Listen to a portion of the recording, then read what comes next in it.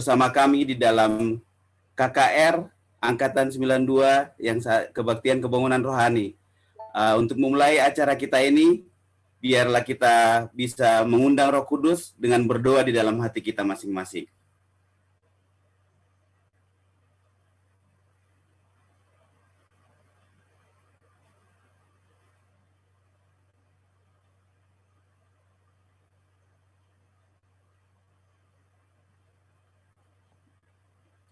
Sebagai lagu pendahuluan, kita akan memuji Tuhan dengan menyanyi dari lagu Sion nomor 440. Nomor 440, Tuhan Batu Karang Kita.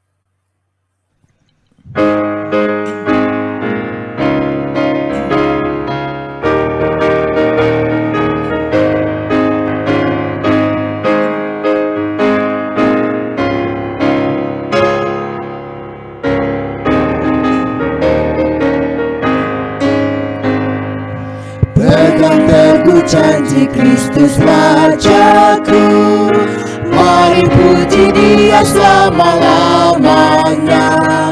Ku kan nyanyi puji kemuliaan-Mu, ku pegang teguh janji Allah.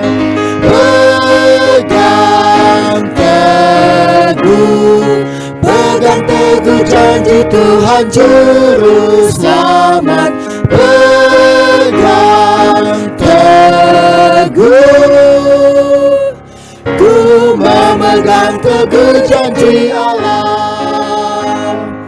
Pegang teguh janji, nyatakan gagah bila badai keraguan menerpa. Ku menang oleh firman-Nya yang kekal. Ku pegang teguh janji Allah.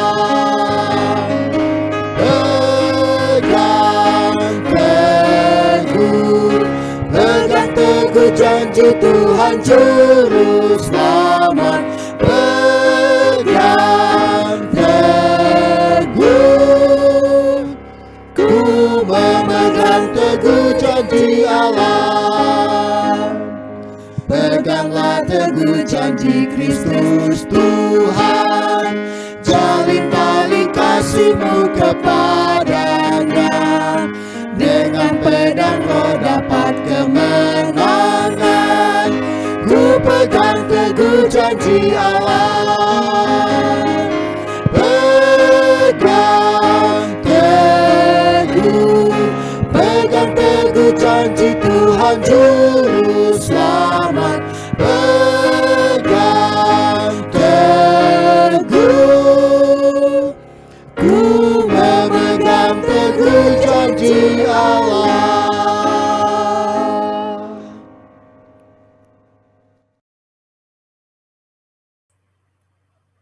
Ku memegang teguh janji Allah.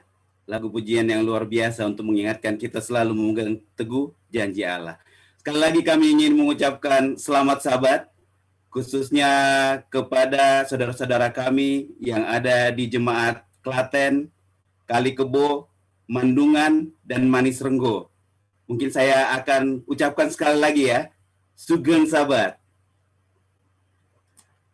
Kami juga mengucapkan selamat Sabat kepada saudara-saudara kami yang mengikuti kebaktian kebangunan rohani ini melalui Zoom ini, melalui YouTube ataupun Facebook. Kiranya kebaktian kita bersama saat ini dapat menjadi berkat bagi kita semuanya. Saya ingin khusus mengundang teman-teman Angkatan 92 untuk membuka kameranya dan mengucapkan selamat Sabat kepada saudara-saudara kita. Selamat Sabat adalah satu berkat yang besar, kita bisa bersama-sama untuk memuji, memuliakan nama Tuhan. Untuk memulai acara kita ini, kita akan kembali menyanyi. Kita menyanyi dari lagu Sion nomor 448, Tuhan Batu Karang Kita.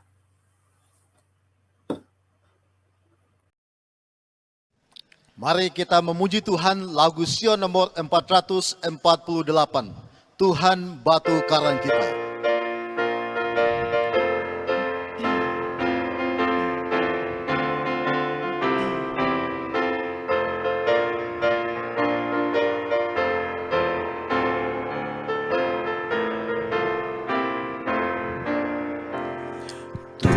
Tuhan batu karang kita, pelindung dalam bahaya.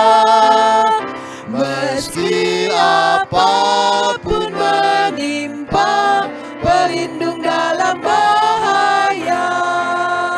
Tuhanku, batu karangku, pelindung yang maha kuasa, pemimpin pada jalanku, pelindung dalam bahaya.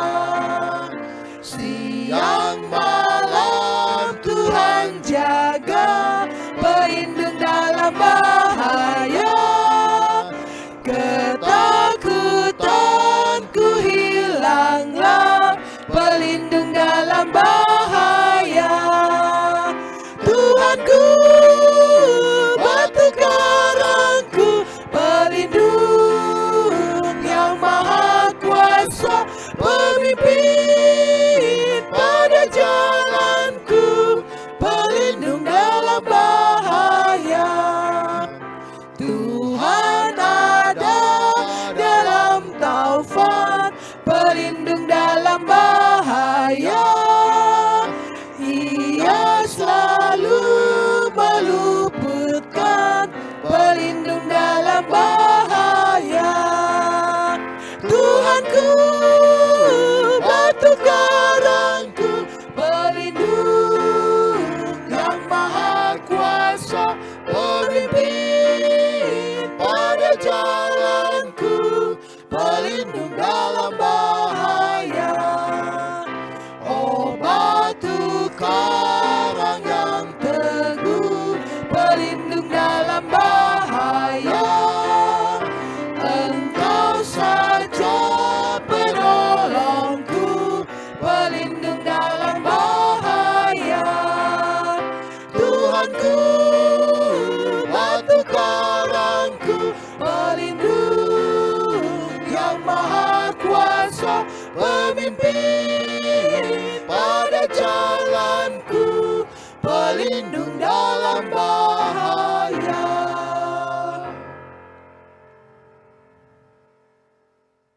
Dengarkan suara saya. Mari kita bersatu di dalam doa. Benar Tuhan di surga, oleh karena Yesus adalah batu karang kami yang teguh, pelindung dalam bahaya. Terima kasih oleh karena Yesus berjanji untuk memelihara hidup kami, sekalipun di masa pandemi COVID-19 yang melanda seluruh dunia. Tuhan berjanji untuk memelihara kami. Dan Engkau Tuhan berjanji tidak akan sekali-kali membiarkan kami. Dan sekali-kali tidak akan meninggalkan kami Tuhan. Bapa di surga, kami sangat bersyukur oleh karena hari Sabat Tuhan yang indah ini. Kamu semua umat-umat-Mu, anak-anak-Mu yang Kau kasihi, berkumpul bersama-sama di sini angkatan 92 dan juga para tamu dan juga jemaat Klaten dan sekitarnya. Tuhan, kami bersyukur oleh karena pertemuan yang indah. Kami dapat menikmati hari Sabat ini dengan penuh kesukaan. Hari perhentian, hari yang Kau berkati dan kuduskan. Biarlah Tuhan yang Kau berkati kami, rumah tangga lepas rumah tangga, pribadi lepas pribadi. Apapun kebutuhan kami, apapun pergumulan hidup kami, Tuhan memberikan kami jalan keluar supaya kami dapat menanggungnya. Pada malam hari ini juga kami akan mendengarkan seminar kesehatan yang dibawakan oleh anak-anak-Mu ya Tuhan. Bapak Samuel Maju Simanjunta. Kiranya berkati hamba Tuhan ini di dalam pelayanannya dan berkati agar melalui hikmat dari surga dan pengurapan daripada Roh Kudus akan memberikan hikmat akal budi untuk memberikan pelayanan terbaik dan pengetahuan yang terbaik bagi kami pada malam hari ini untuk menguatkan iman kami supaya kami Tuhan hidup lebih baik hari demi hari. Karena pembicaraan pada malam hari ini beliau akan mengutarakan bagaimana Tuhan yang terutama. Begitu pula dengan hamba Tuhan, Pendeta Denny Kanajo.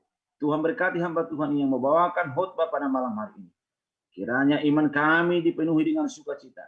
Dan kami pun semakin berharap kepada Tuhan. Dan kami dikuatkan di dalam pengharapan sambil kami menantikan pengharapan yang kami miliki. Karena kami semua akan memasuki tanah Kanaan surgawi.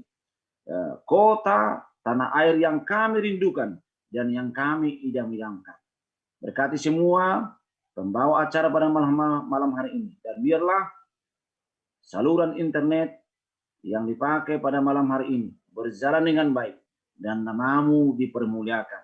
Dan biarlah anak-anak Tuhan yang sudah mengambil keputusan pada malam hari ini akan teguh imannya dan jangan goyah, supaya mereka mengambil keputusan untuk menerima Yesus sebagai Tuhan dan Juru Selamat mereka. Ini dua permohonan kami, ucapan syukur kami Tuhan, sempurnakan doa kami ini. Dalam nama Yesus kami berdoa. Amin.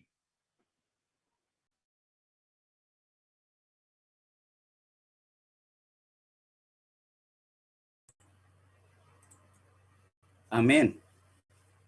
Di dalam 1 minggu ini kita sudah mempelajari seminar kesehatan dan juga mendengarkan firman.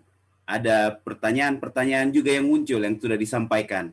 Dan untuk itu pada saat ini kita akan mendengarkan pembahasan atas pertanyaan yang sudah masuk kepada kami, baik dari kesehatan dan juga firman yang sudah kita dengar. Dan saat ini kita akan mendengarkan jawaban dari pertanyaan yang sudah masuk yang akan dibawakan oleh Bapak Dr. Ruben Suitono. Kami persilakan Pak Ruben.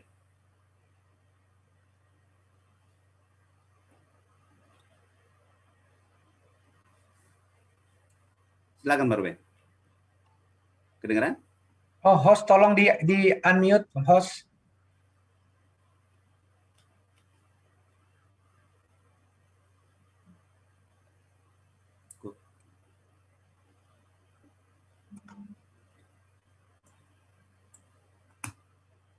Host kasih akses ke Pak Ruben untuk bisa unmute sendiri.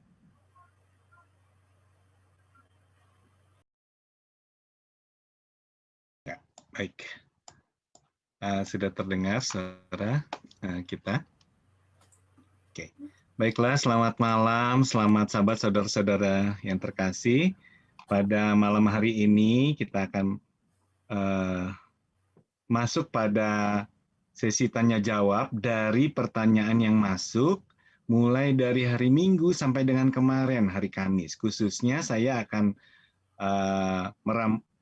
merangkumkan pertanyaan-pertanyaan yang masuk dari bidang kesehatan.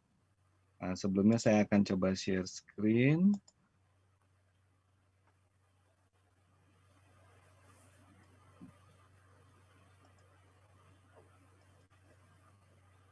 Baiklah. Ada beberapa pertanyaan yang masuk, namun saat ini saya akan menjawab 3 dari pertanyaan yang masuk tersebut untuk bidang kesehatan. Ini mewakili dari teman-teman yang berbicara di bidang kesehatan. Yang pertama adalah bagaimana menghindari atau mencegah kepikunan atau sering lupa.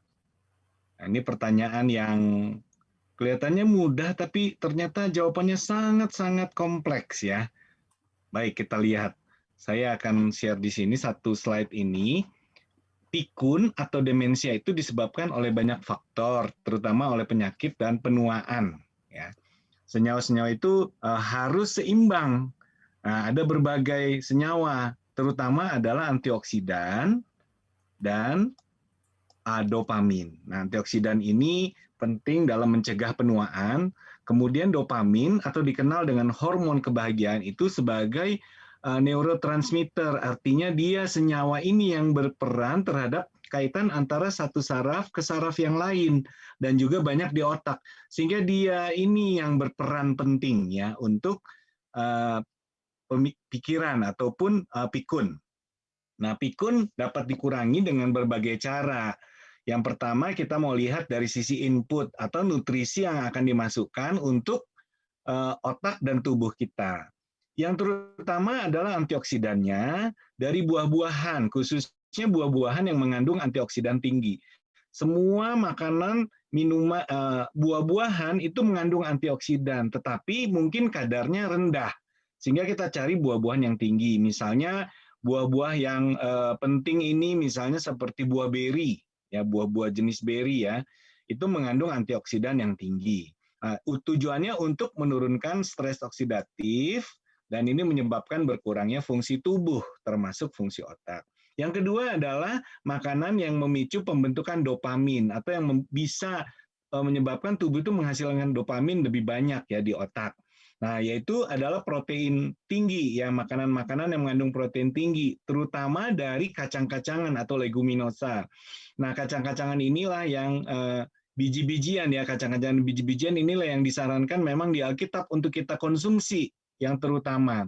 Kemudian kita juga mengkonsumsi yang lain, ya makanan-makanan seperti produk telur, susu, daging, bahkan beberapa tanaman, makanan yang dari tumbuhan, bayam, alpukat, dan pisang ini dapat menghasilkan dopamin yang tinggi untuk kita. Dan juga kita perlu konsumsi dengan tambahan seperti zat besi, niacin, asam folat. Asam folat ini banyak sekali penting ya untuk pertahanan tubuh kita dan juga untuk perkembangan otak. Kemudian ada vitamin-vitamin. Nah, kemudian yang berikutnya, kurangi makanan yang mengandung lemak jenuh atau kita kenal dengan minyak yang sederhana. Minyak goreng itu mengandung begitu tinggi lemak jenuh. Nah, ini harus dikurangi, termasuk juga full cream ya. Full cream ini juga mengganggu. Nah, sebaliknya kita boleh mengkonsumsi lemak yang tak jenuh. Minyak-minyak yang contohnya minyak wijen, minyak zaitun itu adalah minyak yang mengandung lemak tak jenuh. Yang penting dia akan menghilangkan minyak-minyak dari lemak yang jenuh tadi. Kemudian yang berikutnya adalah jaga keseimbangan usus. Probiotik ini terkait dengan menurunkan kecemasan dan depresi. Nah, usus sering disebut dengan otak kedua, sehingga kalau kita bisa memelihara ini input kita dari sisi nutrisi ini, kita akan mendapatkan suatu keadaan performa otak kita yang lebih baik atau bahkan sempurna, sehingga otomatis pikun itu dengan sendirinya akan dihilangkan. Nah, hal yang kedua adalah prosesnya. Proses melatih otak dengan cara olahraga, kemudian dapat sinar matahari yang cukup, tidur yang cukup, yang berkualitas, kemudian mendengarkan musik, mengikuti kegiatan-kegiatan yang bisa menyenangkan hati. Nah, itu juga penting ya untuk melatih otak supaya jangan cepat pikun. Nah, di beberapa daerah di Eropa banyak menggunakan orang-orang yang sudah tua diimbau untuk suka main catur ataupun main sudoku ya, angka-angka seperti itu supaya otaknya jangan cepat pikun. Kemudian hal yang ketiga adalah kebahagiaan. Ini berkaitan erat ini. Pikun dengan kebahagiaan. Tahun 2010 itu melaporkan bahwa orang yang pergi ke gereja itu menunjukkan kepuasan hidup yang lebih besar. Khususnya orang-orang yang ke gereja punya sahabat dan mereka punya gaya hidup yang baik di gereja. Sehingga itu akan meningkatkan kebahagiaan. Kenapa? Karena tadi dopamin yang penting buat otak kita itu dikenal dengan hormon kebahagiaan. Jadi kalau kebahagiaan tinggi, dopamin tinggi, maka tubuh kita akan lama tuanya ya, kurang lebih seperti itu. Kemudian kita juga bisa mengurangi kepikunan. Itu ya pertanyaan yang pertama. Pertanyaan yang kedua, puasa adalah salah satu bentuk pengendalian diri. Apa manfaat puasa tidak makan seharian yang dijalankan saudara kita, umat muslim, menurut pandangan kita berdasarkan hukum kesehatan? Baik, gereja Advent ini mengenal juga puasa. Ya, kita dianjurkan untuk berpuasa. Ditulis juga di Nyonya White dalam salah satu buku, sebenarnya banyak buku yang menyinggung tentang puasa, tapi salah satunya adalah membina pola makan dan diet. Nah, puasa itu tujuannya untuk mengendalikan selera dan nafsu. Kemudian dari hal itu kita bisa dapat menyangkal ketagihan. Tagihan itu banyak ya, baik ketagihan makanan ataupun ketagihan dalam melakukan sesuatu. Ya, itu menyangkal ketagihan. Itu adalah keinginan tubuh atau daging. Nah, itu Nyonya White yang katakan. Nah, manfaat puasa itu terkait dengan sel dan hormon tubuh. Ya, terutama menurunkan tingkat inflamasi sehingga meningkatkan kesehatan. Ya, ini penting karena banyak sekali penyakit-penyakit metabolisme yang terkait dengan inflamasi yang bisa dibantu diturunkan dengan cara puasa. Nah, seperti contohnya diabetes. Diabetes itu adalah kelainan gula darah di dalam tubuh kita. Nah, itu bisa dikontrol dengan puasa yang teratur. Ya, bisa dikontrol dengan baik. Demikian juga tekanan darah tinggi, kolesterol, trigliserida, dan lain sebagainya itu juga bisa dibantu, dikontrol, atau dikendalikan dengan puasa. Yang kedua, fungsi otak itu mencegah gangguan, meningkatkan fungsi otak untuk mencegah gangguan neurogeneratif. Jadi penurunan saraf. Ini terkait dengan pertanyaan yang pertama sebenarnya ya, terkait dengan neurodegeneratif. Nah, dengan puasa itu akan meningkatkan fungsi otak. Kemudian, puasa juga meningkatkan sekresi hormon pertumbuhan atau HGH, Human Growth Hormone. Ini berkaitan dengan pertumbuhan, metabolisme, berat tubuh, dan lain sebagainya. Nah, ada studi yang menunjukkan puasa 24 jam akan sangat signifikan meningkatkan kadar HGH atau Human Growth Hormone tadi, hormon pertumbuhan. Nah, ini puasa 24 jam inilah yang biasa dari gereja Advent lakukan ya, kita lakukan ini 24 jam. Mungkin yang lain melakukannya dengan cara yang berbeda, tetapi itu juga memiliki manfaat-manfaat yang baik. Nah, kemudian studi juga mendapatkan bahwa dengan berpuasa umur itu bisa lebih panjang. Nah, tapi ini dilakukan studinya baru pada hewan, bahwa dengan puasa 2 hari sekali, tikus akan umurnya menjadi lebih panjang. 83% umurnya lebih panjang daripada yang tidak puasa. Dan puasa juga ternyata dapat mencegah pembentukan penyakit kanker dan untuk penyembuhannya. Itu tentang puasa. Jadi banyak manfaat yang kita dapatkan dari berpuasa. Ya, oke. Yang selanjutnya yang ketiga, dikatakan begini, saya sering banyak minum tapi malah sering pilek. Bagaimana cara mengatasinya? Nah, keluar cairan itu keluar cairan di hidung itu adalah respons dari inflamasi. Inflamasi yang ada di hidung. Nah, ini disebabkan gangguan tubuh, banyak penyebabnya, alergi ataupun yang non alergi, kemudian ada virus, bakteri, dan lain sebagainya. Nah, dalam keadaan yang parah, keluarnya air dari hidung tadi itu disebut dengan gustatory rhinitis. Nah, ini parah. Kalau seperti ini mungkin harus berobat ke dokter ya, atau untuk pemeriksaan lebih lanjut. Nah, tapi ada beberapa opsi yang bisa kita lakukan untuk mengurangi atau bahkan menghilangkan ya keluar cairan karena terlalu banyak minum tadi. Yang pertama, kurangi jumlah air yang diminum untuk periode tertentu untuk memastikan bahwa hal tersebut atau hidung berair tadi itu karena kelebihan air di dalam tubuh kita. Ya, itu yang pertama. Yang kedua, jika tidak ada demam ataupun keadaan tidak ada yang gangguan yang lain, ini mungkin kita coba dengan mengubah kebiasaan minum dengan cara minum air yang hangat. Nah, air yang hangat, kemudian minum juga mungkin air jahe hangat ya. Nah, ini bisa mencoba kita lihat responsnya apakah sama dengan minum biasa atau tidak.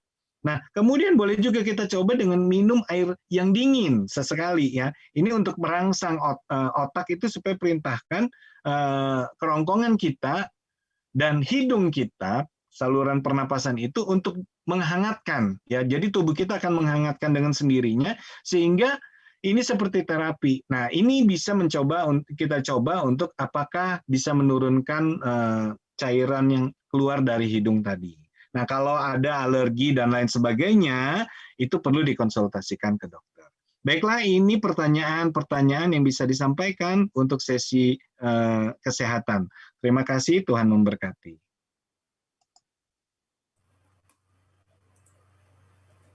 Ya, terima kasih Bapak Dr. Ruben Suwitono, penjelasan yang sangat jelas ya. Kiranya bisa menjawab pertanyaan yang sudah ada. Dan dari semua pelajaran seminar kesehatan kita melihat bagaimana Tuhan telah mempersiapkan semuanya, membantu kita menjadikan tubuh kita kabah Allah dan tetap fit di dalam pelayanan. Baik, kita akan mendengarkan juga jawaban atas pertanyaan-pertanyaan dari sisi kerohanian. yang akan dibawakan oleh Bapak Pendeta Victor Sinuhaji. Oke, terima kasih atas kesempatan yang diberikan. Saya ingin membacakan pertanyaan yang diberikan. Saya mau bertanya, ini pertanyaannya. Manusia yang diselamatkan fisiknya akan dipulihkan. Bagaimana dengan seorang bayi atau anak kecil? Ketika diselamatkan, apakah akan bertumbuh menjadi anak dewasa atau tetap menjadi anak kecil? Terima kasih. Itulah pertanyaannya. Apakah nanti kalau kita di surga, bila mana yang ke surga itu anak-anak atau anak kecil, nanti di surga juga ada anak kecil? Mungkin pertanyaan yang sama. Kalau kita ke surga umur 90 tahun, sudah keriput, rambut putih, sudah bungkuk, apakah seperti itu juga ada di surga? Jawaban yang saya bisa berikan, saya mengambil dulu dari firman Tuhan yang saya bacakan, nanti saya jelaskan sedikit. Yang pertama dari 1 Korintus 15 ayat 53 dan 54. 1 Korintus 15 ayat 53 dan 54. Karena yang dapat binasa itu harus mengenakan yang tidak dapat binasa. Dan yang dapat mati ini harus mengenakan yang tidak dapat mati. Dan sesudah yang dapat binasa, mengenakan yang tidak dapat binasa, dan yang dapat mati ini mengenakan yang tidak dapat mati. Maka akan genaplah firman Tuhan yang tertulis, maut telah ditelan dalam kemenangan. Jadi, Bapak Ibu Saudara sekalian, semua orang yang masuk ke surga itu akan diubahkan. Akan diubahkan. Saya share dulu ayatnya sebentar, supaya nanti mungkin bisa lebih bisa dilihat ya.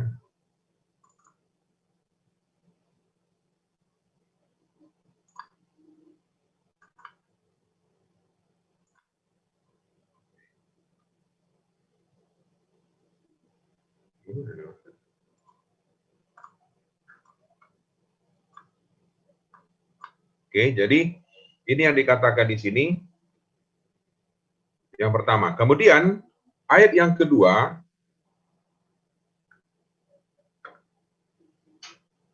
ini sepertinya ada error ini, sorry. Sepertinya error yang saya bagikan, sorry. Ayat yang kedua ingin saya bacakan dari 1 Korintus 13 ayat 12. Karena sekarang kita melihat dalam cermin suatu gambaran yang samar-samar, tetapi nanti kita akan melihat muka dengan muka. Sekarang aku hanya mengenal dengan tidak sempurna, tetapi nanti aku akan mengenal dengan sempurna, seperti aku sendiri dikenal. Jadi, kita masuk surga, apakah nanti kecil, setengah baya, ataupun tua, semua akan diubahkan di surga. Seperti pada waktu Adam dan Hawa diciptakan oleh Tuhan. Di surga tidak ada kawin dan mawin, artinya tidak akan ada anak-anak kecil di surga. Jadi, semua akan diubahkan, tetapi karakter kita masing-masing tetap akan sama dalam arti, sebagaimana saya mengenal Bapak Huta Galung di dunia ini, nanti saya pun akan mengenal dia di surga, sebagaimana saya mengenal. Sebagaimana saya mengenal Bapak Ibu di dunia ini, nanti di surga saya akan mengenal, tapi dalam bentuk yang sudah diubahkan. Bagaimana itu persisnya? Tentunya kita belum bisa menjawab persisnya. Tetapi yang pertama, diubahkan dari yang dapat binasa menjadi tidak dapat binasa. Dari bentuk yang dapat binasa menjadi bentuk yang tidak dapat binasa. Kenapa? Kita ini lahir dalam dosa. Dan bentuk kita ini semuanya adalah bentuk oleh karena dosa. Ada yang pendek, ada yang hitam, ada yang keriting, macam-macam. Tetapi di surga nanti akan diubahkan kepada sempurna. Bagaimana itu? Tentunya tidak ada lagi orang yang tua, orang yang keriput, orang yang bungkuk, orang yang pincang, itu kita katakan. Tidak lagi yang sakit, tidak lagi anak kecil yang harus kita gendong, yang harus disuapi makanan, tetapi akan diubahkan semuanya. Sebagaimana Tuhan menciptakan Adam dan Hawa di surga, dan kita hidup selama-lamanya bersama dengan Tuhan. Ini yang bisa saya berikan jawaban daripada pertanyaan ini. Kiranya Tuhan memberkati Bapak Ibu yang sudah bertanya. Terima kasih, Tuhan memberkati.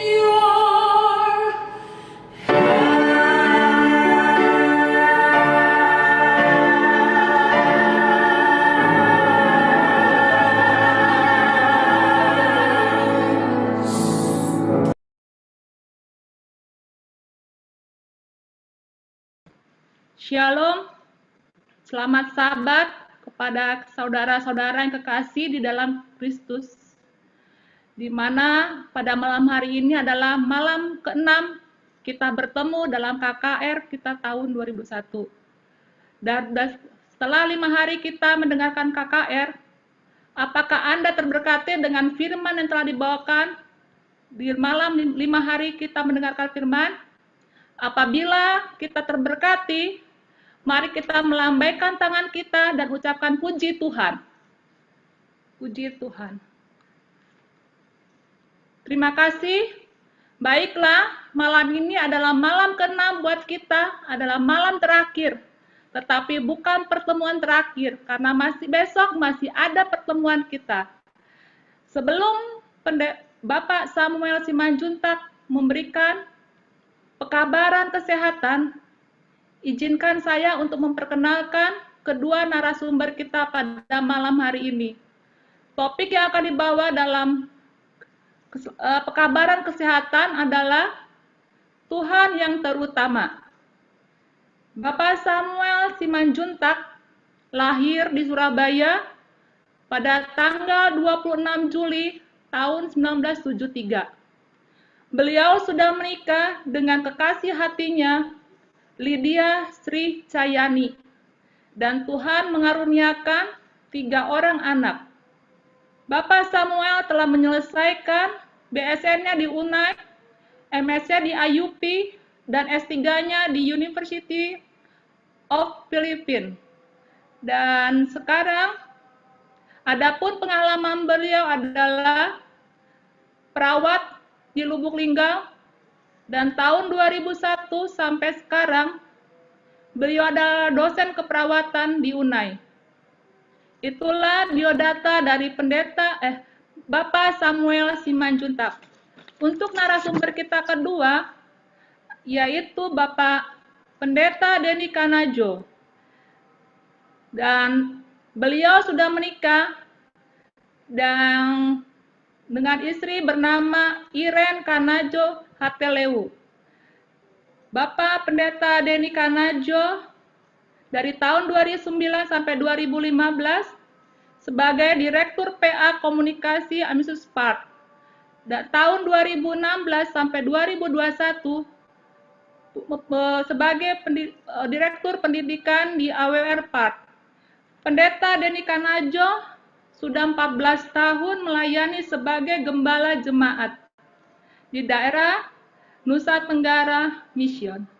Baiklah, itulah biodata kedua narasumber kita pada malam hari ini. Sebelum Bapak Samuel Simanjuntak memberikan pekabaran kesehatan, marilah kita menyanyikan lagu tema kesehatan kita, Hidup Sehat.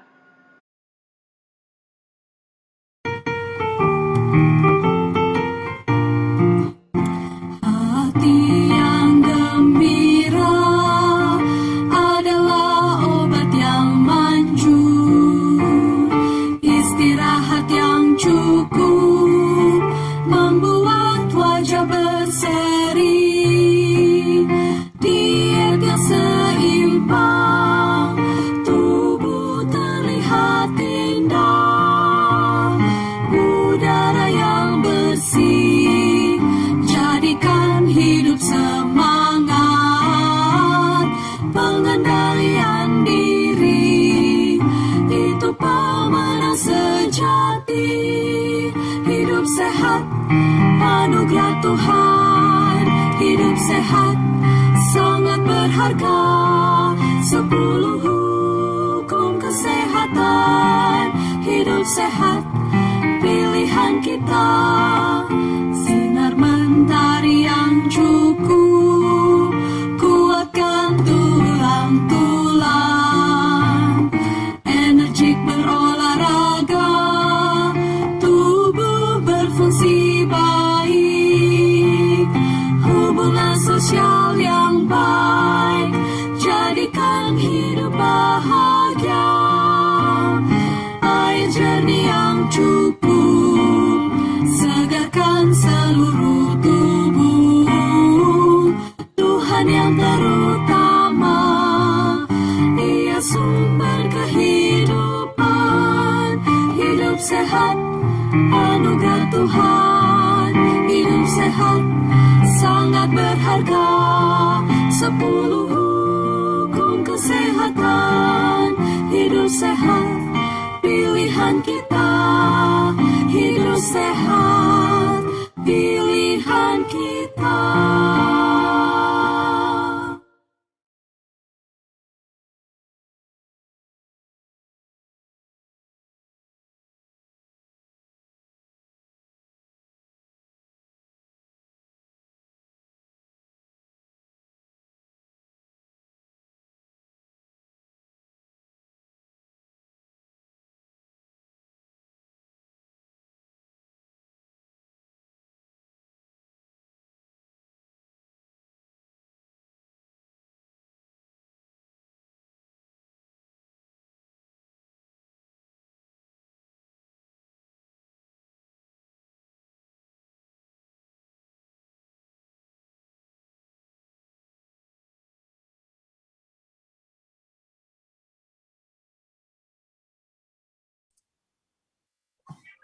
Pendeta Mangunsong boleh tolong jadikan Samuel co-host, Pendeta? Nggak bisa terbuka dia, nggak bisa mute, nggak bisa unmute.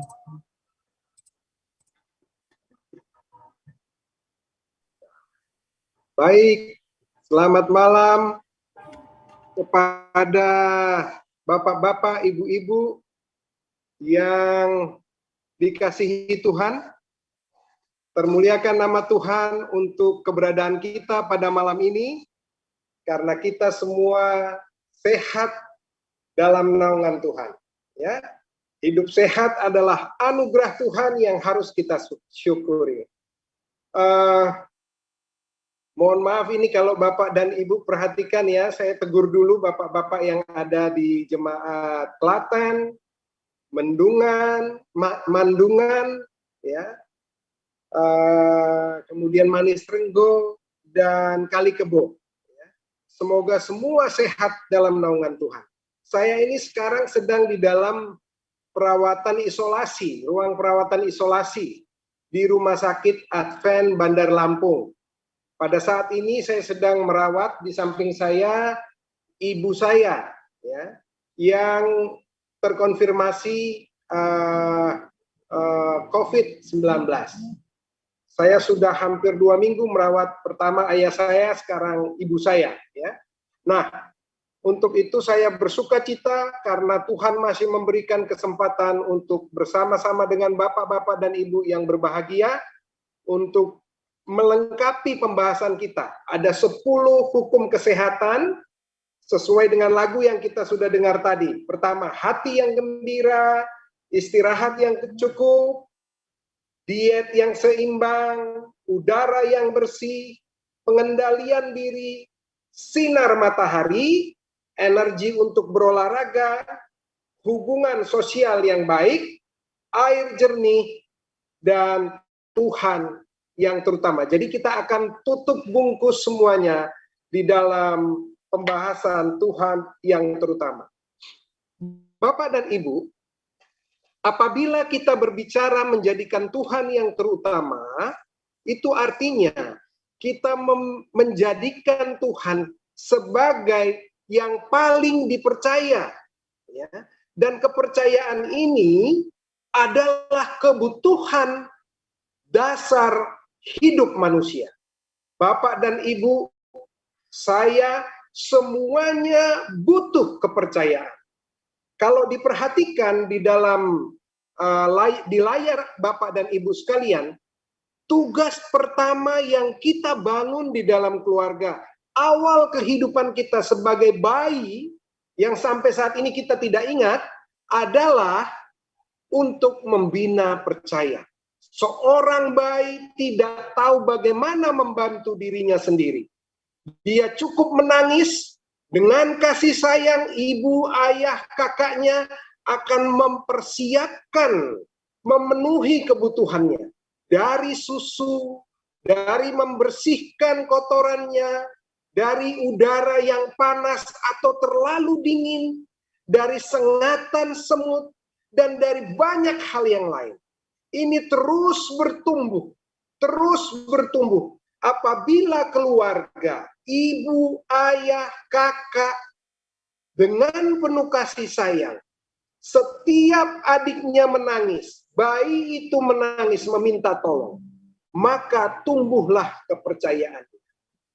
Dan pada saat matanya sudah mulai melihat usia 30 hari, maka dia akan melihat orang-orang yang memenuhi kebutuhannya selama ini. Dan ini terus berkembang sampai seorang menjadi tua. Dan dalam sebuah penelitian yang dikemukakan oleh Letikuan menyatakan bahwa orang-orang tua manula yang memiliki kepuasan hidup ditentukan pada awal kehidupannya. Jadi percaya muncul, akhirnya menumbuhkan suatu pemahaman dalam diri bahwa orang-orang yang ada di sekelilingnya adalah orang-orang yang dapat dipercaya. Ya, kepercayaan ini merupakan dasar dari hubungan nantinya sampai kita tua. Kekecewaan sering muncul, krisis hidup sering muncul, tapi apabila kembali orang-orang itu memberikan uluran kasih, memperkenalkan kepada kita pada saat kita masih kecil bahwa ada Tuhan yang menjadi satu-satunya yang dapat kita percaya selain dari manusia dan yang tidak akan pernah gagal memenuhi kebutuhan kita. Bagaimana dan kepada saya, siapa saya dapat percaya? Diri saya, kekuatan saya, pendidikan saya, kekayaan saya, atau orang-orang besar yang saya kenal. Sejarah membuktikan bahwa tidak satu pun yang kita barusan sebutkan dapat memberikan dan memenuhi seluruh kebutuhan kita dibanding apabila kita menggantungkan kepercayaan utama kita kepada Tuhan. Orang berkuasa di dunia yang sangat kuat sekalipun akhirnya berakhir. Orang dengan kekuatan yang sangat besar seperti Simpson pun akhirnya berakhir. Pendidikan yang sangat tinggi dan kecerdasan yang sangat tinggi seperti Albert Einstein, seperti Thomas Alva Edison, mereka pun akan berakhir. Kekayaan yang dimiliki oleh John D. Rockefeller, kekayaan yang dimiliki oleh banyak orang tidak dapat memperpanjang kehidupannya sedikit pun. Kenalan saya siapapun tidak akan dapat memenuhi kebutuhan saya. Dan kapan kepercayaan ini, rasa percaya ini terbangun dan berkembang? Sebagaimana yang saya bagikan kepada Bapak Ibu yang dikasihi Tuhan, itu dibagikan mulai saat kita berada di rumah. Pada saat keluarga saling mengasihi, memiliki ikatan yang kuat satu sama lain. Dari yang kecil sampai yang paling tua. Kita di Indonesia memiliki tipe keluarga yang extended family, atau di situ ada ayah, ibu, anak, ada pakde, atau terkadang yang paling sering ada mbahnya di rumah, ya, ada opa, oma di rumah. Ini semua memiliki keterikatan. Dan kita belajar dari keluarga. Semakin kuat erat ikatan keluarga, maka semakin kuat tumbuh percaya dalam diri seseorang kepada masyarakatnya, kepada keluarganya. Ya, kita belajar untuk mempercayai orang-orang yang peduli dan peka terhadap kebutuhan kita. Nah, di mana percaya itu muncul? Baik, kembali kita akan bahas tentang salah satu organ penting tubuh kita, yaitu otak. Nah, kita akan fokus ke bagian otak di depan kita. Mohon maaf kalau di dalam bahasa Indonesia dahi, ya, dahi, atau bahasa biasanya disebut jidat, ya. Nah, ini yang warna hijau. Kemudian yang berikut yang sangat penting berhubungan adalah yang warna kuning tua atau orange. Jadi dia di sekitar di atas telinga kita, ya. Jadi itu adalah bagian frontal lobe yang jumlahnya sekitar 33%. Terima kasih Dr. Ruben sudah menjawab pertanyaan-pertanyaan dan sudah menerangkan tentang penguasaan diri. Jadi penguasaan diri itu sangat berhubungan dengan percaya. Nah, kalau kita perhatikan bagian hijau di depan frontal lobe ini adalah 33% dari jumlah total kita punya otak. Ya, otak kita ini sudah diutarakan pada pertemuan lalu. Jumlah sel-selnya adalah 10 miliar sel, dan sinapsis atau hubungan atau jembatan satu sel dengan sel lainnya ada 10 triliun dan dikatakan lebih kompleks, lebih rumit dari galaksi Bima Sakti di mana kita saat ini berada. Dan kalau kita perhatikan frontal lobe yang jumlahnya 33% yang warna hijau, itu adalah otak bagian terbesar manusia yang apabila dibandingkan dengan ciptaan lainnya, khususnya hewan. Sebagai contoh, simpanse yang katanya hewan cerdas hanya memiliki 3%. Jadi 0,1, maksud saya 1% di bawah jumlah kita semua. Dan di dalam temporal ini diatur kita punya perilaku, kemampuan berpikir, kemampuan mengingat, dan pergerakan. Serta di bagian kita punya temporal ini, di dalamnya itu ada seperti kancing dan biji kenari yang namanya amigdala dan buttons, yang juga sudah disinggung oleh Bapak Ruben. Di sana mengatur emosi, perilaku yang terlibat emosi, kemudian memproses pendengaran, ingatan, cara berbicara, dan cara melihat. Ya, baik. Ternyata Bapak dan Ibu, waktu saya proses waktu saya ingin mempercayai seseorang, itu prosesnya tidak sesederhana kita langsung percaya. Kalau Bapak dan Ibu ikuti di gambar ini ada titik-titik berwarna merah. Ya, pertama kita lihat wajah orang itu. Jadi orang percaya itu biasanya melihat wajahnya. Kemudian wajah itu diproses di otak belakang, kemudian dikembalikan ke otak tengah, temporal tadi. Di sana dia akan diproses di amigdala. Amigdala akan menghasilkan hormon yang disebut dengan dopamin. Tadi Pak Ruben, Dr. Ruben ada singgung untuk mencegah demensia.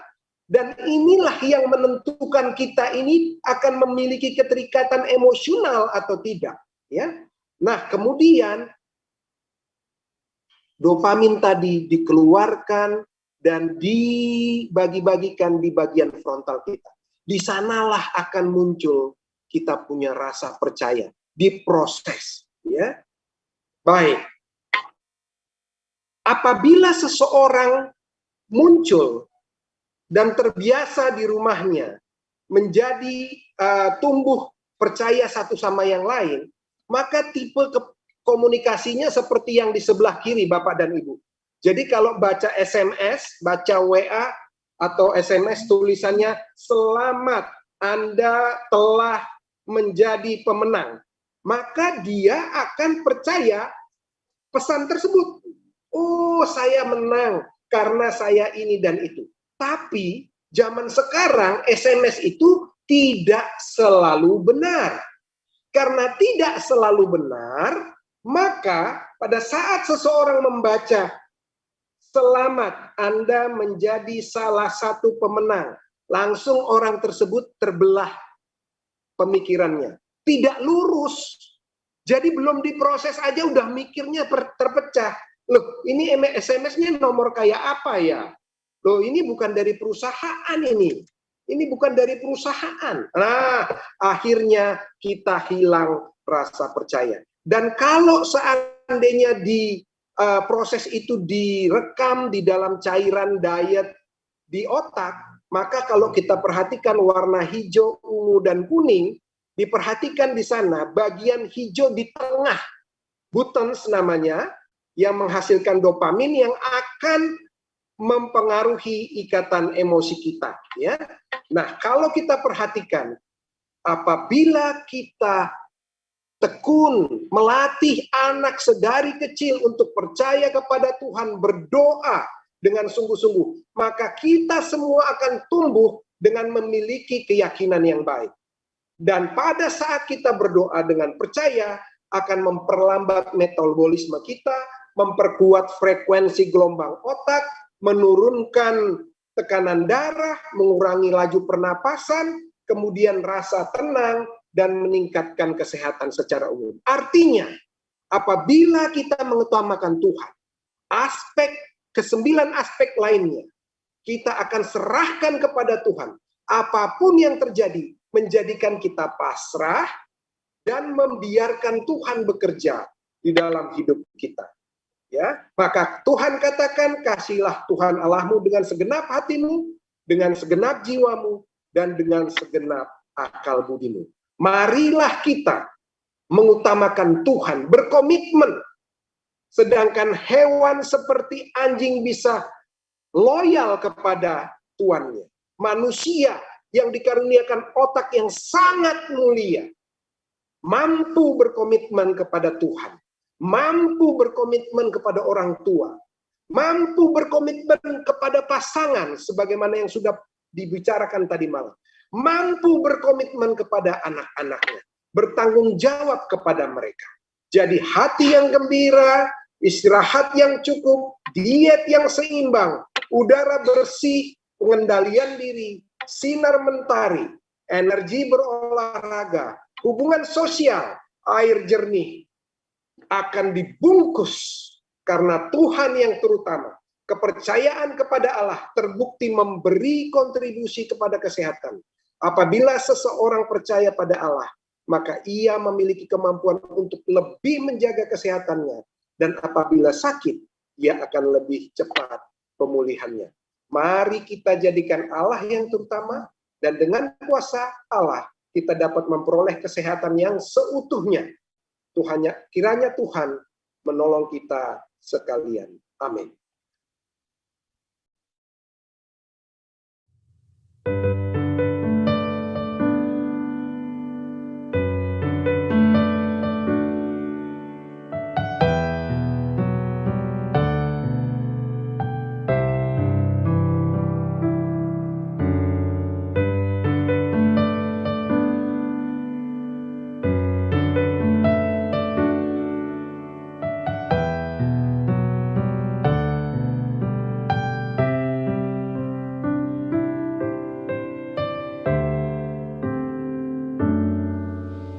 Saat ku masuk ke hadirat-Mu, bawa persembahan ke tempat kudus-Mu. Pujian ku naikkan, sembah ku berikan bagi-Mu Allah yang mulia.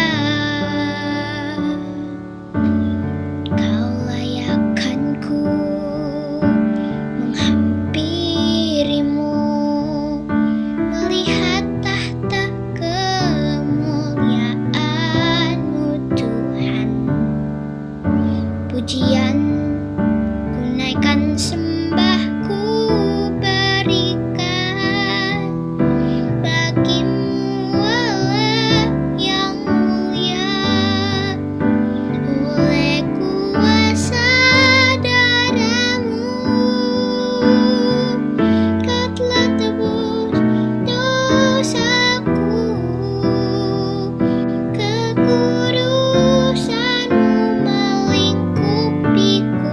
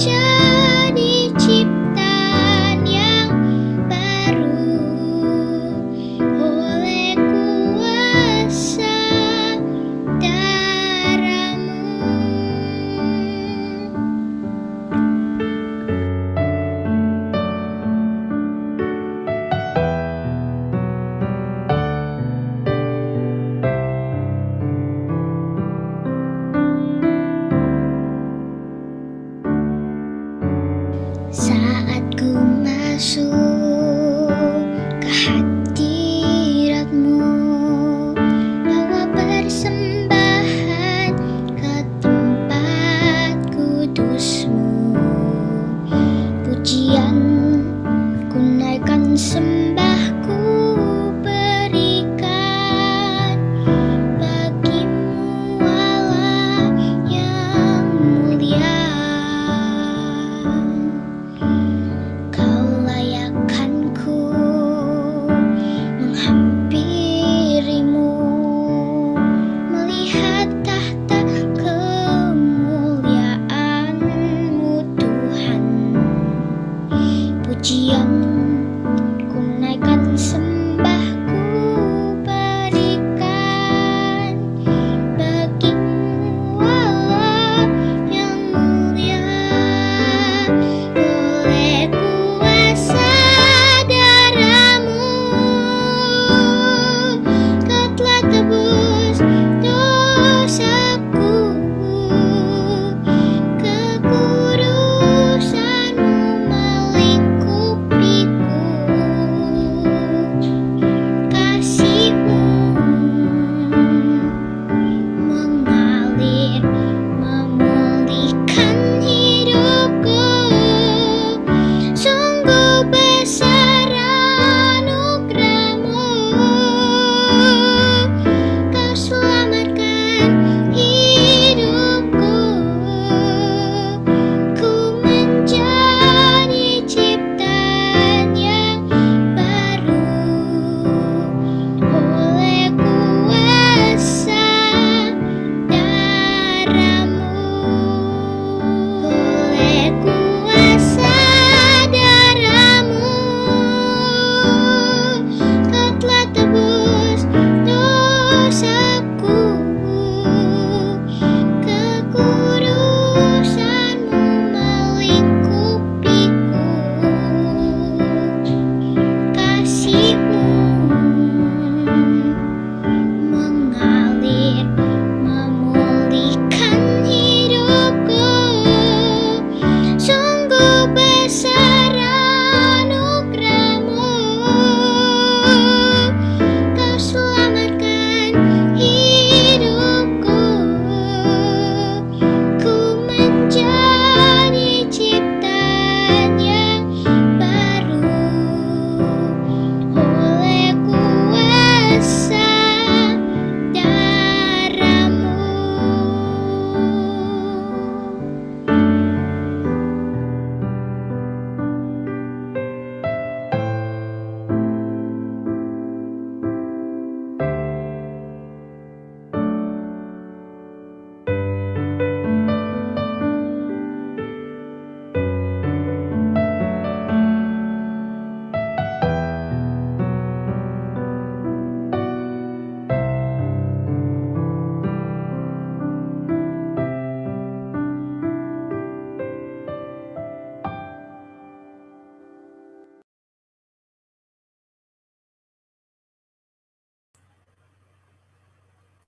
Amin. Terima kasih adik Didri Hutapea, lagu yang sangat mengangkat hati kita. Dengan kuasa darah Tuhan saja kita dapat diselamatkan. Terima kasih juga kepada Bapak Samuel Maju, Simajuntak, yang telah membawakan seminar kesehatan buat kita malam ini. Kiranya ini dapat menjadi berkat bagi kita juga. Kami ingin secara khusus menyapa kepada kelompok peduli Bu Menik Mendungan. Ada di sini, selamat sahabat. Lalu kemudian kelompok peduli Bapak Suwardi Mandungan. Bisa kelihatan? Selamat sahabat. Oke, ada di sana. Selamat sahabat. Puji Tuhan. Lalu kemudian kelompok peduli Baukan Kali Kebo dan kelompok peduli Kali Kebo. Selamat sahabat. Puji Tuhan kita bisa bersama-sama berbakti pada malam ini. Kita akan menyanyikan lagu tema kita. Lagu Sion nomor 224. Apa kita hidup dekat Yesus. Kita akan menyanyikan lagu Sion edisi lengkap nomor 224. Apa kita hidup dekat Yesus? Apa kita hidup dekat Yesus dalam kesibukan hidup kita, sehingga dunia melihat Yesus di dalam hidup kita.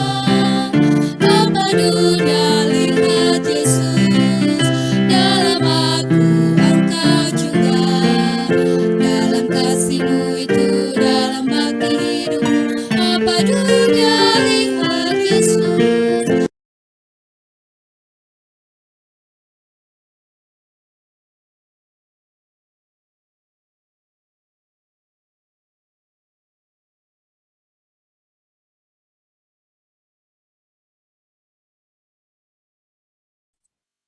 Bisa di-unmute dulu, Pendeta.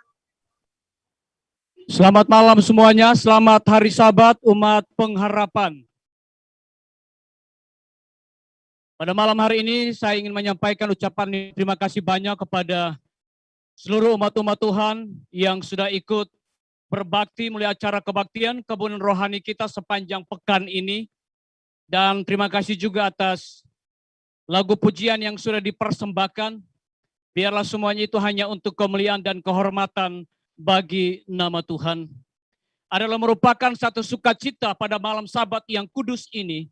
Kita sebagai umat-umat Tuhan di tengah-tengah kesibukan pekerjaan pelayanan kita. Walaupun kita pun juga masih diterpa oleh karena pandemi COVID-19. Tapi kita patut bersyukur kepada Tuhan oleh karena Tuhan begitu baik. Tuhan begitu mengasihi dan mencintai kita. Sehingga sepanjang pekan ini, saya mau katakan kepada kita semua bahwa saudara-saudara adalah orang yang paling diberkati oleh Tuhan. Oleh karena saudara meluangkan waktu, pikiran, dan tenaga sepanjang pekan ini untuk mendengarkan suara Tuhan. Saudara-saudaraku yang diberkati oleh Tuhan, sebelum kita tiba kepada pembahasan kita pada malam hari ini, saya mau mengajak kepada kita semua untuk tunduk kepala dan kita berdoa. Bapa di sorga, terima kasih Tuhan Yesus, oleh karena hari Sabat yang Tuhan berikan kepada kami. Terima kasih oleh karena pada malam hari ini, kami umat-umat Tuhan yang ada di distrik Klaten, Jawa Tengah, bersama dengan Angkatan 92, dan saudara-saudara kami yang menyaksikan melalui YouTube dan juga Facebook. Kiranya Tuhan memberkati kami senantiasa, agar supaya biarlah berkat hari Sabat yang Tuhan janjikan akan menjadi milik dan bagian daripada kami semua. Dan kami semakin dikuatkan iman percaya kami untuk kami tetap setia kepada Tuhan, mempertahankan kebenaran ini sampai pada hari Maranatha. Kami mau belajar firman-Mu ya Tuhan. Curahkanlah kuasa Roh Kudus-Mu kepada kami, agar kami dapat mengerti dan kami dapat mempraktekkan dalam kehidupan kami. Kami tetap setia kepada Tuhan sampai Engkau datang. Terima kasih Bapa yang baik. Berkati peralatan yang kami pergunakan. Sinyal kiranya Tuhan tolong, agar tidak mengalami masalah dan gangguan. Agar supaya kebenaran firman Tuhan didengungkan untuk menguatkan iman percaya kami. Terima kasih Tuhan Yesus, ampuni kami Bapa, karena kami sudah berdoa hanya di dalam nama Tuhan Yesus dan Juru Selamat kami. Amin. Bapak, Ibu, saudara-saudaraku yang diberkati oleh Tuhan pada malam hari ini, saya ingin bertanya kepada kita semua, siapakah di antara kita yang membawa Alkitab pada malam hari ini? Tolong diangkat Alkitabnya. Puji Tuhan, terima kasih saudara-saudaraku. Kenapa saya bertanya seperti ini? Karena saudara bisa tahu bahwa Alkitab sebagaimana firman Tuhan mengatakan bahwa firman-Mu itu pelita bagi kakiku dan suluh bagi jalanku. Pada malam hari ini saudara-saudaraku yang diberkati oleh Tuhan, kita akan tiba kepada satu topik pembahasan yang akan kita belajar bersama-sama.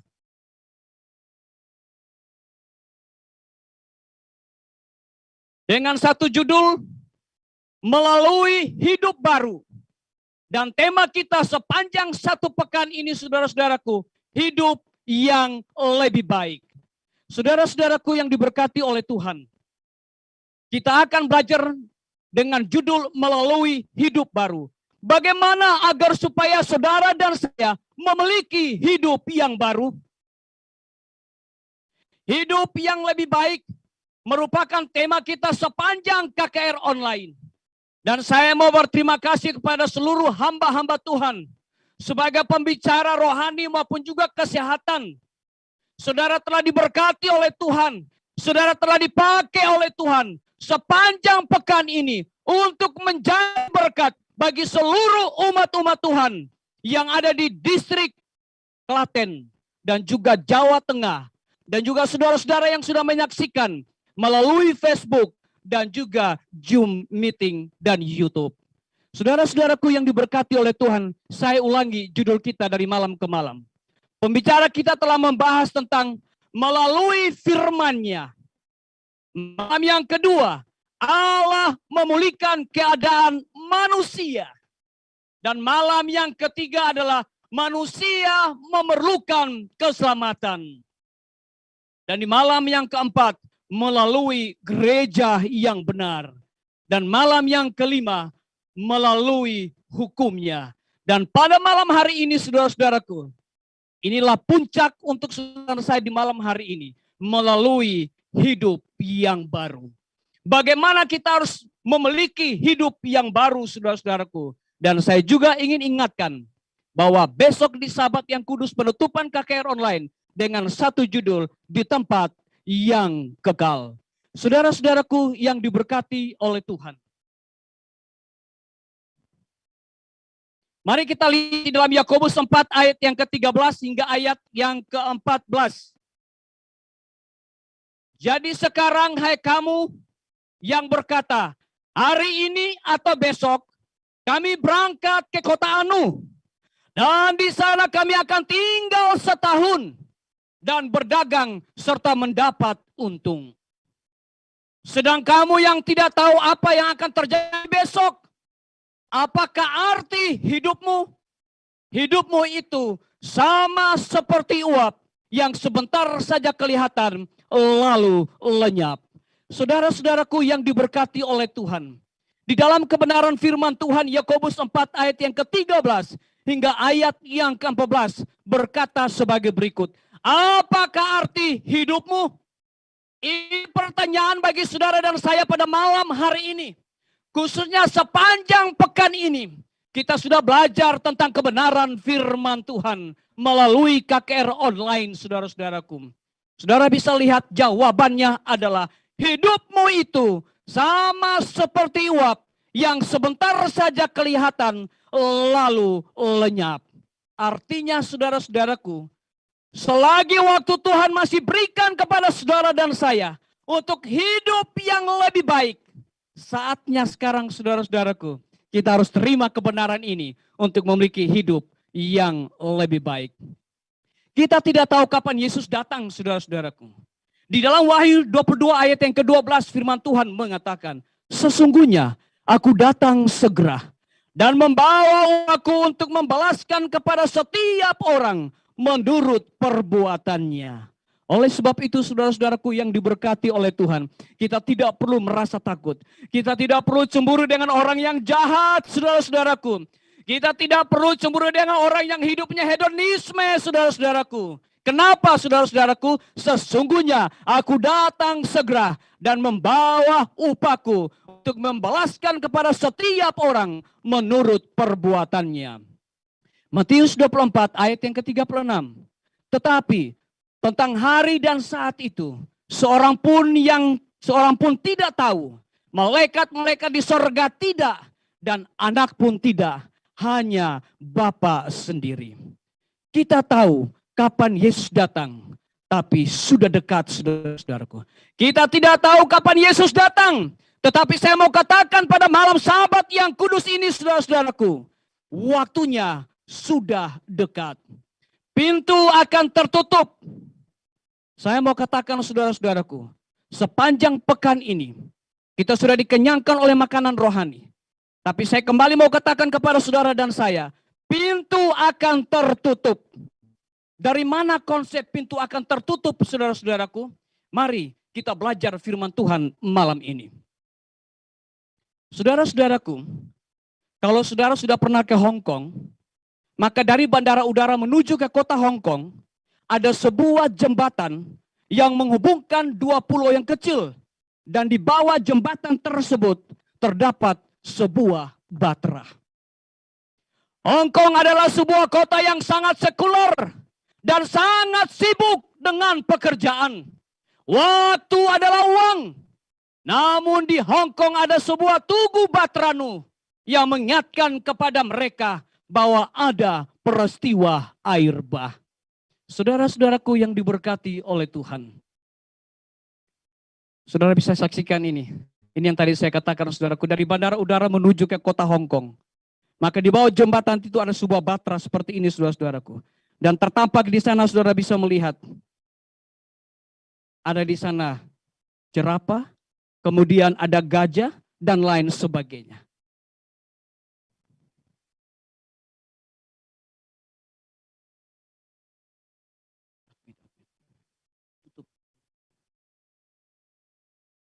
Orang-orang yang pada waktu itu memiliki umur yang panjang dan mereka adalah keturunan yang ke-6 dan yang ke-7 dari Adam dan Hawa, saudara-saudaraku. Saudara bisa melihat bahwa Adam sendiri memiliki hidup yang cukup panjang, 900 lebih, saudara-saudaraku. Dan zaman Nuh, apa yang terjadi? Saudara-saudaraku, pada malam hari ini, kita akan belajar apa yang terjadi di zaman Nuh. Kita buka Alkitab kita, Kejadian pasal yang ke-6, ayat yang ke-5. Kejadian pasal yang ke-6, ayat yang ke-5. Saya menghimbau untuk kita semua buka Alkitab, saudara-saudaraku. Sambil kita mendengar suara saya. Tapi saya berharap dan memohon. Mari kita buka Alkitab kita. Apa kata firman Tuhan? Kejadian 6, ayat yang ke-5 akan dibacakan oleh Stephen. Kejadian 6, ayat yang ke-5 berbunyi. Ketika dilihat Tuhan bahwa kejahatan manusia besar di bumi, dan bahwa segala kecenderungan hatinya selalu membuahkan kejahatan semata-mata. Saudara bisa melihat, ketika dilihatnya Tuhan, Tuhan melihat, saudara-saudaraku, bahwa kejahatan manusia besar di bumi, dan bahwa segala kecenderungan hatinya selalu membuahkan kejahatan semata-mata. Apa artinya, saudara-saudaraku? Artinya, apa yang mereka pikirkan, dan apa yang mereka lakukan adalah semata-mata kejahatan, saudara-saudaraku. Tidak ada yang mereka lakukan hal yang benar di mata Tuhan. Mereka tidak takut akan Tuhan, saudara-saudaraku. Yang mereka lakukan adalah kejahatan, menyakiti hati Tuhan. Itu kata firman Tuhan. Tuhan melihat, saudara-saudaraku, bahwa manusia melakukan kejahatan yang besar. Kejadian 6 ayat yang ke-11 hingga ayat yang ke-12. Saudara perhatikan ini, saya ada catat ayatnya. Adapun bumi itu telah rusak di hadapan Allah dan penuh dengan kekerasan.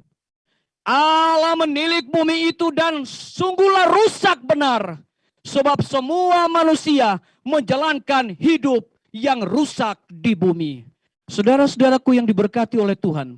Kalau kita baca pasal ini, 2 ayat ini, saudara-saudaraku, 3 kali mengatakan kata rusak.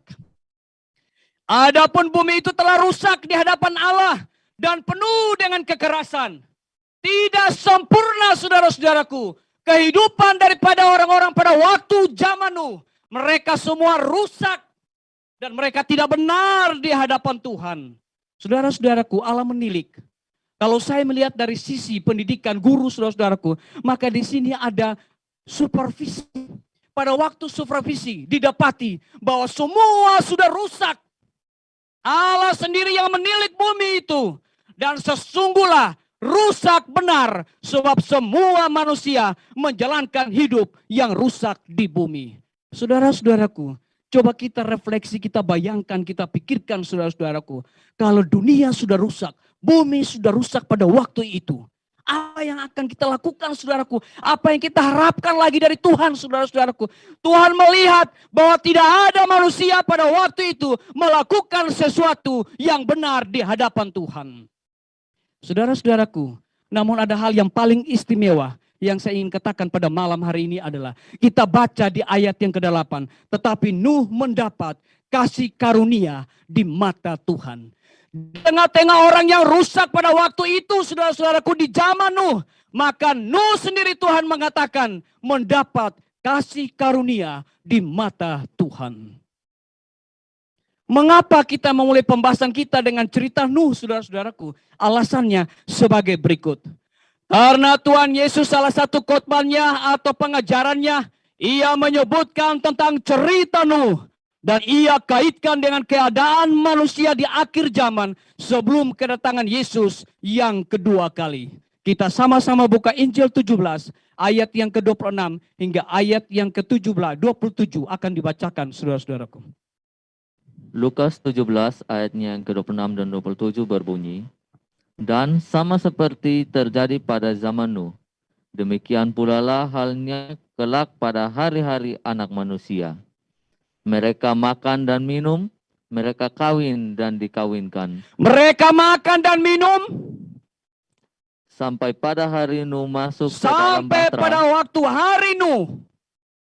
Lalu datanglah air bah dan membinasakan mereka semua. Saudara-saudaraku, Lukas 17 ayat yang ke-26 hingga ayat yang ke-27 ini adalah kata-kata Yesus yang ia ucapkan langsung, saudara-saudaraku. Saudara-saudaraku, makan dan minum sebenarnya tidak ada masalah. Karena itu adalah aktivitas keseharian, saudara-saudaraku. Namun di dalam ayat ini memberikan gambaran kepada kita bahwa kehidupan orang-orang pada waktu zaman Nuh, saudara-saudaraku, semuanya rusak di mata Tuhan. Tidak ada yang benar di mata Tuhan. Tanpa memperhatikan pekabaran yang disampaikan oleh Nuh, bahwa air bah akan datang, dunia akan dibinasakan. Mereka hanya berpikir bahwa hidup ini sangat menyenangkan. Hidup ini tidak akan berakhir, saudara-saudaraku. Marilah kita nikmati hidup ini. Karena hidup ini adalah satu hal yang sangat indah. Saudara-saudaraku, orang-orang yang hidup pada waktu zaman Nuh, saudara-saudaraku, mereka tidak pernah memperhatikan pekabaran daripada Nuh, saudara-saudaraku. Apa yang disampaikan oleh Nuh, bahwa air bah akan datang, saudara-saudaraku. Ternyata mereka tidak peduli, saudara-saudaraku. Mereka memuaskan kehidupan mereka sendiri. Mereka menikmati kehidupan ini dengan begitu luar biasa, saudara-saudaraku. Karena hidup ini adalah satu hal yang sangat indah. Inilah yang mereka nikmati. Dan berputar-putar dari satu generasi ke generasi berikutnya. Tanpa memperhatikan amaran firman Tuhan. Tanpa memperdulikan panggilan Tuhan untuk bertobat. Dan itu terjadi sampai kepada air bah, saudara-saudaraku. Artinya saudara-saudaraku yang diberkati oleh Tuhan, apa yang dilakukan oleh Nuh pada waktu itu, Nuh sendiri menyaksikan dan melihat bahwa orang-orang pada waktu zamannya tidak ada lagi mereka memikirkan untuk melakukan hidup yang benar di hadapan Tuhan. Boleh jadi pertanyaan ini datang kepada saudara dan saya. Apakah kehidupan pada waktu zaman Nuh pada waktu itu sama dengan kehidupan saudara dan saya saat sekarang ini? Tuhan Yesus menggunakan ilustrasi cerita mengenai Nuh untuk menggambarkan peristiwa yang akan terjadi pada zaman akhir ini. Menjelang kedatangan Yesus yang kedua kali. Karena pada zaman Nuh, orang-orang hidup dengan rusak. Kekerasan. Manusia menjalankan hidup yang rusak di bumi. Saudara-saudaraku yang diberkati oleh Tuhan. Sebenarnya Alkitab juga menggambarkan tentang keadaan itu. Kita sama-sama buka kitab kita di dalam 2 Timotius 3 ayat yang pertama hingga ayat yang kelima. Silakan dibacakan. 2 Timotius 3 ayat 1 sampai yang kelima berbunyi, ketahuilah bahwa pada hari-hari terakhir akan datang masa yang sukar. Akan datang masa yang sukar. Manusia akan mencintai dirinya sendiri. Manusia mencintai dirinya sendiri. Dan menjadi hamba uang. Dan menjadi hamba uang. Mereka akan membual. Mereka akan membual. Dan menyombongkan diri. Menyombongkan diri. Mereka akan menjadi pemfitnah. Mereka akan menjadi pemfitnah. Mereka akan berontak terhadap orang tua. Mereka akan berontak terhadap orang tua. Dan tidak tahu berterima kasih. Tidak tahu berterima kasih. Tidak memperdulikan agama. Tidak memperdulikan agama. Tidak tahu mengasihi. Tidak tahu mengasihi. tidak mau berdamai, tidak mau berdamai, suka menjelekkan orang, suka menjelekkan orang, tidak dapat mengekang diri, tidak dapat mengekang diri, garang, garang, tidak suka yang baik, tidak suka yang baik, suka mengkhianati, tidak berpikir panjang, tidak berpikir panjang, berlagak tahu, lebih menuruti hawa nafsu daripada menuruti Allah. Terima kasih saudaraku. Itulah yang terjadi saudara-saudaraku. Saya pikir apa yang digambarkan di dalam 2 Timotius 3 ayat yang pertama hingga ayat yang kelima, saya yakin dan percaya inilah yang sedang terjadi dalam kehidupan kekristenan kita, saudara-saudaraku. Inilah yang terjadi, saudara-saudaraku. Saya membayangkan, saudaraku, kalau kita lagi chatting di Facebook atau di Instagram, saudara-saudaraku, sudah seperti sok kenal kita, sok akrab. Halo, apa kabar? Waduh, chatting bahasanya yang luar biasa. Tapi ketika kita bertemu di gereja, duduk bersampingan, saudara-saudaraku, seperti kita tidak mengenal satu dengan yang lain. Itu yang terjadi, saudara-saudaraku. Masing-masing kita mencari kesibukan kita tanpa memperdulikan firman Tuhan. Jadi ada perbandingan yang sejajar, peristiwa yang terjadi di zaman Nuh dan zaman kita sekarang ini. Kejadian 6 ayat yang ke-8. Nuh mendapat kasih karunia di mata Tuhan. Apa sambutan Nuh, saudara-saudara?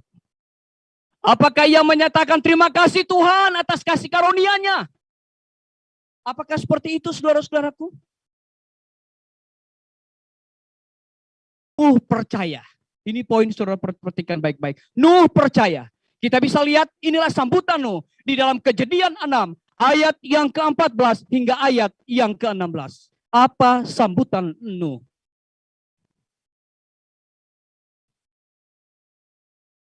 Kejadian 6 ayat 14 hingga ayat yang ke-16. Kejadian 6 ayat yang ke-14 sampai ke-16 berbunyi, buatlah bagimu sebuah batra dari kayu gofir. Batra itu harus kau buat berpetak-petak dan harus kau tutup dengan pakal dari luar dan dari dalam. Beginilah engkau harus membuat batra itu, 300 hasta panjangnya, 50 hasta lebarnya, dan 30 hasta tingginya. Buatlah atap pada batra itu, dan selesaikanlah batra itu sampai sehasta dari atas. Dan pasanglah pintunya pada lambungnya, buatlah batra itu bertingkat bawah, tengah, dan atas. Luar biasa instruksi dari Tuhan kepada Nuh. Instruksi dari Tuhan kepada Nuh sangat terperinci, sangat detail, saudara-saudaraku. Bisa saja, saudara-saudaraku, ketika Nuh menerima instruksi daripada Tuhan, bisa saja dia mengatakan sebagai berikut, aduh Tuhan terima kasih atas kepercayaannya, saya akan buat batra sesuai dengan apa yang diperintahkan oleh Tuhan, namun saya memodifikasi dulu Tuhan. Mungkin kurang panjang Tuhan, mungkin kurang lebar Tuhan, mungkin kurang tinggi Tuhan. Saudara-saudaraku yang diberkati oleh Tuhan, Tuhan mau agar Nuh yang mendapat kasih karunia dari Tuhan, agar Nuh mengikuti akan perintah yang disampaikan kepadanya tepat seperti semua. Saudara-saudaraku, Nuh tetap percaya dan dia melakukan apa yang diperintahkan oleh Tuhan. Apakah sambutan Nuh? Kejadian 6 ayat yang ke-22. Kejadian 6 ayat yang ke-22 berbunyi, lalu Nuh melakukan semuanya itu, tepat seperti yang diperintahkan Allah kepadanya, demikianlah dilakukannya. Tepat seperti yang diperintahkan Allah kepadanya. Artinya saudara-saudaraku, Nuh menghargai kasih karunia yang Tuhan berikan. Dia menyambut dengan melakukan apa yang diperintahkan oleh Tuhan kepadanya. Apakah yang menyatakan Nuh percaya untuk membangun batra itu? Kita bisa lihat Kejadian 2 ayat yang ke-5, saudara-saudaraku. Kalau saudara baca nanti ayat ini mengatakan bahwa belum pernah ada hujan.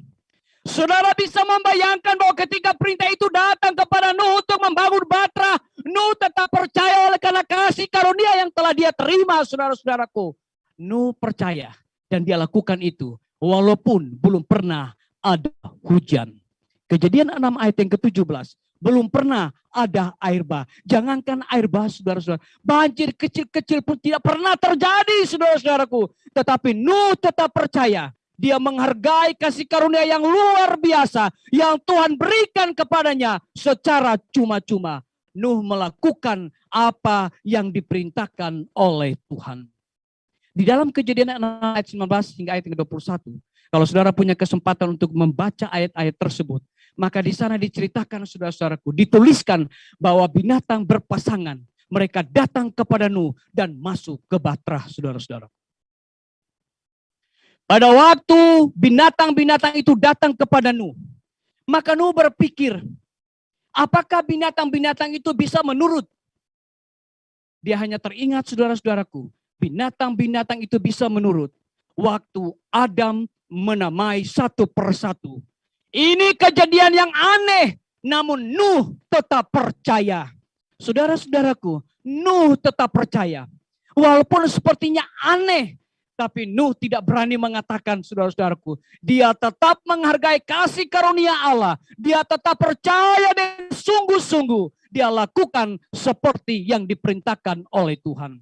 Di dalam Kejadian 6 ayat yang ke-18, tetapi dengan engkau, aku akan mengadakan perjanjianku, dan engkau akan masuk ke dalam Batrah itu. Engkau bersama-sama dengan anak-anakmu, dan istrimu, dan istri anak-anakmu. Kejadian 7 ayat yang ke-11.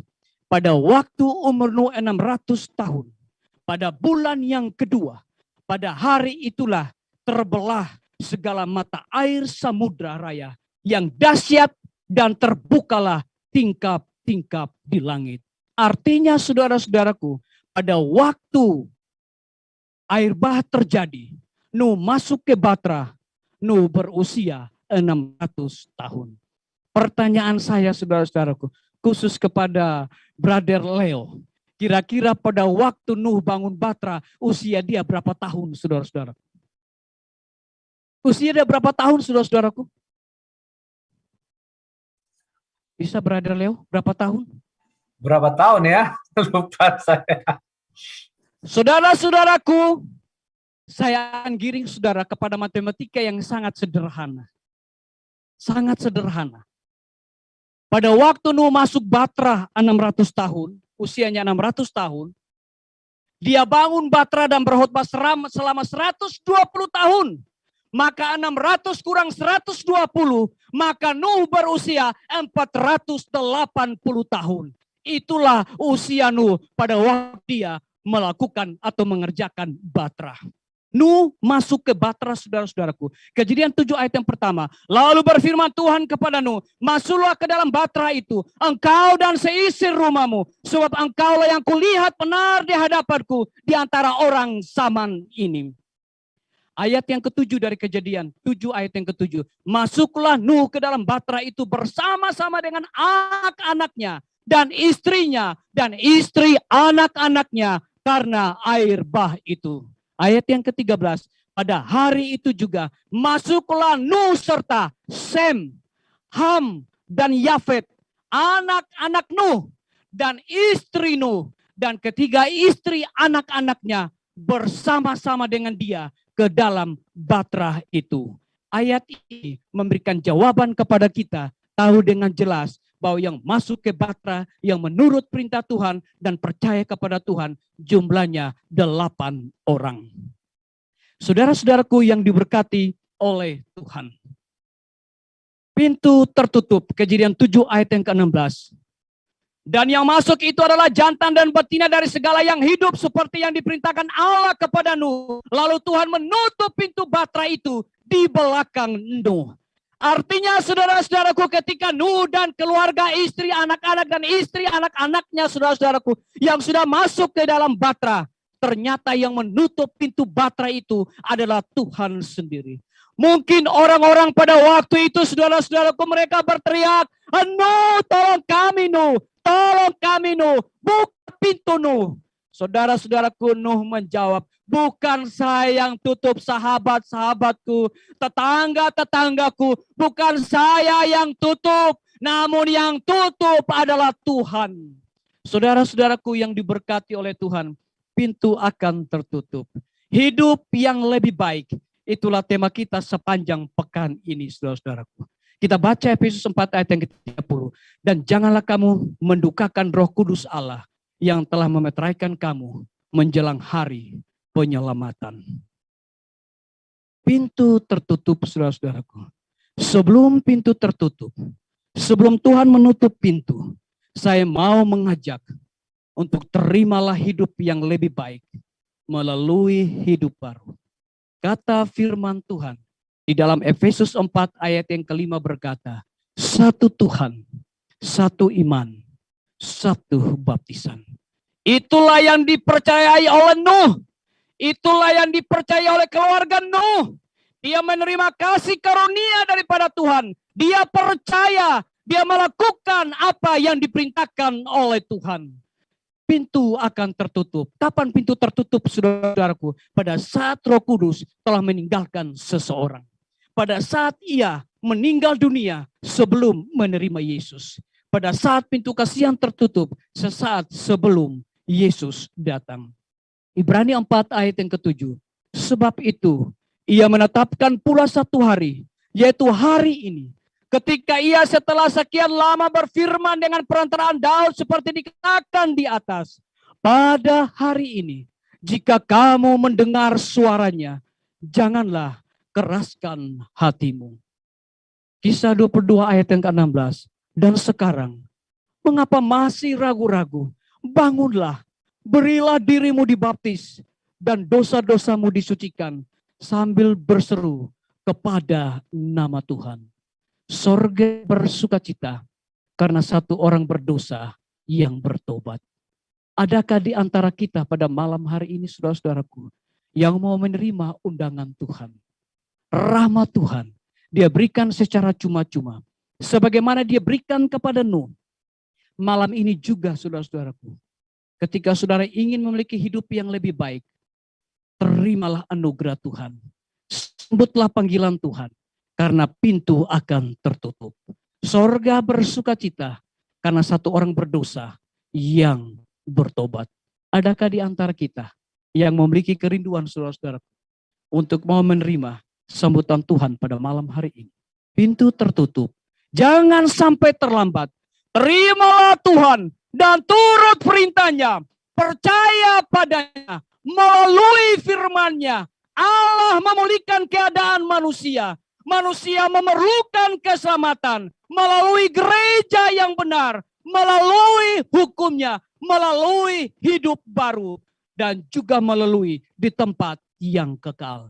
Siapakah di antara kita yang menyaksikan pekabaran Tuhan pada malam hari, yang ada di Facebook, yang ada di YouTube, yang ada di Zoom pada malam hari ini? Tolong lambaikan tangan saudara. Kalau saudara rindu untuk memiliki hidup yang lebih baik. Kalau saudara rindu untuk memiliki hidup yang lebih baik, lambaikan tangan saudara. Lambaikan saudara. Terimalah Yesus. Jangan menunda. Karena pintu akan tertutup. Hidup yang lebih baik. Saya bawa firman Tuhan pada malam hari ini. Di dalam nama Bapa, Anak, dan Roh Kudus. Amin. Kita tunduk kepala dan kita berdoa. Bapa di sorga, terima kasih Tuhan. Oleh karena kebenaran firman-Mu pada malam hari ini Tuhan. Mengingatkan kembali kepada kami masing-masing. Kami rindu untuk memiliki hidup yang lebih baik Tuhan. Kami tahu Tuhan bahwa kami ini adalah debu Tuhan. Kami orang berdosa Tuhan. Orang yang sering menyakiti hati Tuhan. Orang yang sering hidup di dalam kepelisiran dunia. Orang yang sering melanggar perintah Tuhan. Tidak menghargai rahmat Tuhan. Oleh sebab itu ya Bapa, biarlah melalui pengalaman daripada cerita Nuh pada malam hari ini. Kami rindu Tuhan, agar supaya umat-umat Tuhan yang sedang menyaksikan KKR dari malam ke malam Tuhan. Khususnya yang ada di daerah Jawa Tengah. Lebih khusus lagi Tuhan, distrik Klaten Tuhan. Kiranya Engkau memberkati kami semua. Dan juga seluruh angkatan 92 yang menyaksikan juga melalui Facebook dan YouTube. Kiranya Tuhan memberkati. Agar supaya kami menghargai panggilan Tuhan pada malam hari ini. Sebelum pintu tertutup. Oh Bapa di sorga, terima kasih Tuhan. Engkau begitu baik di malam Sabat yang kudus ini. Engkau ingatkan kembali kepada kami. sebagaimana peristiwa yang terjadi di zaman Nuh. Peristiwa yang sama pun juga Tuhan, dengan kejadian yang berbeda, akan terjadi kepada kami umat-umat pilihan Tuhan di akhir zaman ini. Ketika panggilan demi panggilan, seruan kebenaran firman Tuhan didengungkan, betapa sering kami mengabaikan karena kami hidup di dalam hedonisme, kami hidup di dalam kepelesiran dunia, kami tidak percaya akan janji Tuhan, kami tidak mau menyambut akan panggilan Tuhan, kami tidak mau menerima akan rahmat Tuhan. Oleh sebab itu ya Tuhan, di malam hari dengan kuat kuasa Roh Kudus-Mu, kiranya Tuhan memberkati kami semua. Berkati semua para hamba-hamba Tuhan, pembicara rohani dan juga kesehatan yang sudah menyampaikan akan pembahasan dari malam ke malam. Biarlah dengan kuat kuasa Roh Kudus-Mu, sebelum pintu kasih yang tertutup, biarlah kami terima rahmat Tuhan. Kami mau menyerahkan diri kami untuk hidup di dalam Tuhan, menantikan akan kedatangan Tuhan yang tidak lama lagi. Terima kasih Bapa yang baik. Kami serahkan seluruh permohonan ini ke dalam tangan-Mu ya Tuhan. Karena Engkau begitu baik bagi kami. Terima kasih Tuhan sudah pakai kami angkatan 92. Di dalam keberadaan kami Tuhan. Kami orang berdosa. Kami orang yang lemah Tuhan. Kami tidak punya kemampuan apa-apa Tuhan. Tapi kami berterima kasih. Kami mau katakan Tuhan Ebenezer. Sampai di sini Tuhan menolong kami. Di dalam nama Tuhan Yesus dan Juru Selamat kami. Amin.